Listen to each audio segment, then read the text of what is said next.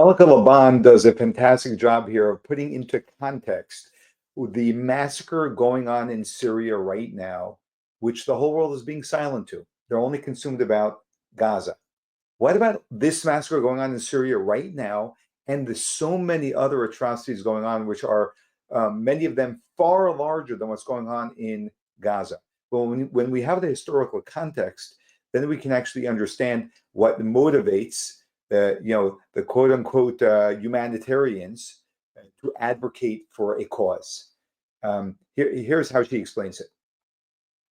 There is one question on everybody's mind right now in the wake of the Alawite Muslims being massacred in Syria, as well as Christians, as well as Druze, as well as Kurds, in the wake of Iranian singers being flogged for making music, in the wake of Afghan women being forced to cover their faces and prohibited from speaking in public, in the wake of Congolese Christians being massacred, Nigerians by Boko Haram, and the list keeps going. That question is, where are the humanitarians? Where are the social justice warriors? And there is one simple answer to that question. Do they not see it? Do they not know? No. They see it. They know. They're silent for a reason. Why?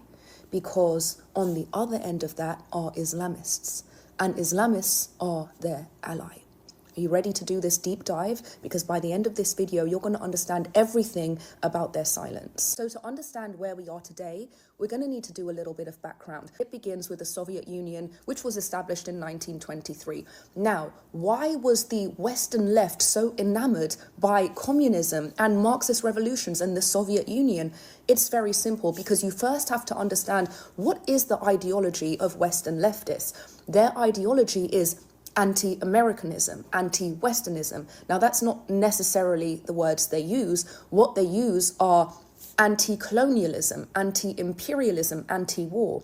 Well, isn't it interesting how all of these ideologies and regimes that they support just happen to be the biggest imperialists and colonizers in the world? So after the Soviet Union was established, because it branded itself on anti-imperialism, Western lefties loved it and they lapped it up. Why? Because it was the enemy to Americanism. It was the enemy to Westernism. So they allied with the Marxists and the communists. So as communism begins to spread predominantly between the 1920s and 1970s, what starts happening is that these regimes start to set up Potemkin villages for Westerners to come and visit and praise how amazing everything is. What is a Potemkin village? Have you ever seen that movie, The Interview, with what's his name, where they go to North Korea and they have the fake fruit in the stalls?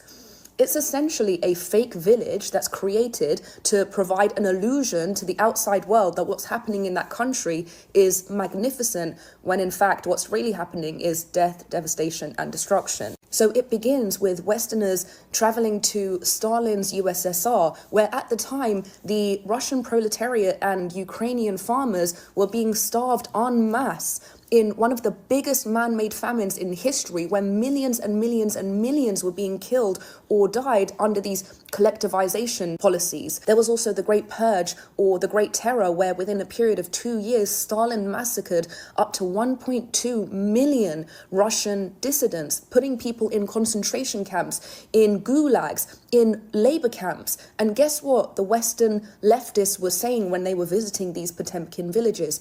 Oh my God, USSR is a bastion of freedom, safety, peace. Lies.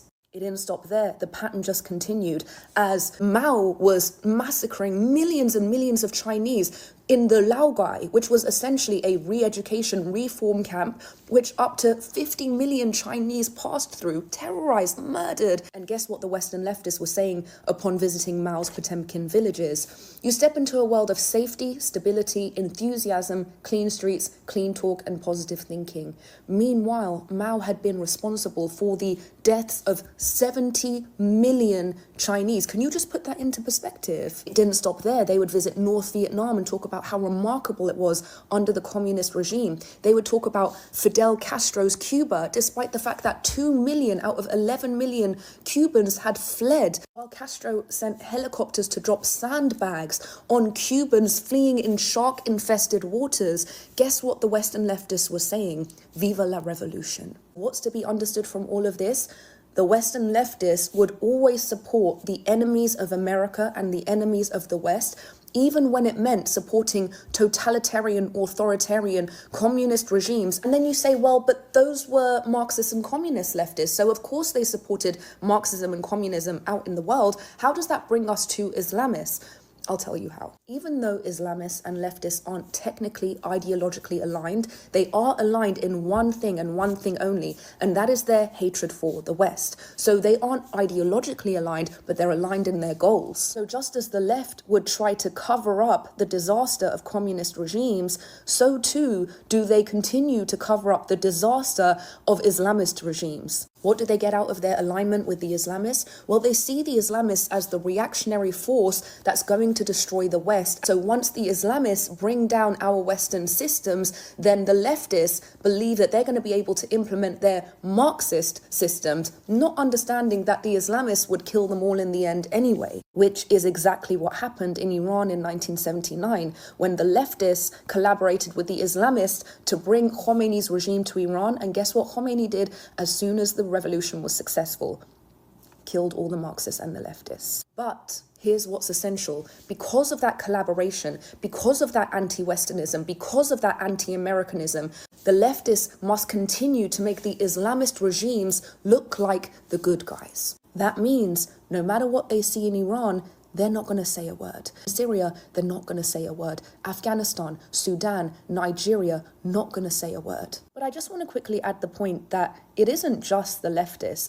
We also have the woke right that are complicit in anti-Americanism and anti-Westernism, except they still believe that they're being pro-American. Because if you understand the political horseshoe, you understand that the extreme left and the extreme right meet at the lunatic fringe. And at the lunatic fringe, they actually inherit each other's ideas. And that's why you see the far right and the far left now aligning in supporting Islamist regimes. So now you understand why the humanitarians and social justice warriors of our time will not say a peep. It goes without saying that this anti-Western propaganda that elicits these ideologies is deeply, deeply problematic. And it's exactly what led to the support for October 7th and the infinite silence for all victims of Islamist regimes. Wow, that was brilliant. It's fascinating how people are so much more motivated by something they hate than embracing an idea that they love. Most people have no idea what ideas they love. They only know what they hate, and hate inherently is negative. It's negative. So it brings out the worst of people. When we have the courage to say, this is an idea I believe in, this is an idea I live for, right? Then we're moving in a positive direction. And to one of the last points that she made, which is a very important point as well, the extreme right and the extreme left are equally problematic. It's just showing up, it's hate showing up in different forms. And you see that. The extreme right is full of hate, extreme left is full of hate. We have to be wary of that now as well, because there are elements in the extreme right which are very hateful and very dangerous.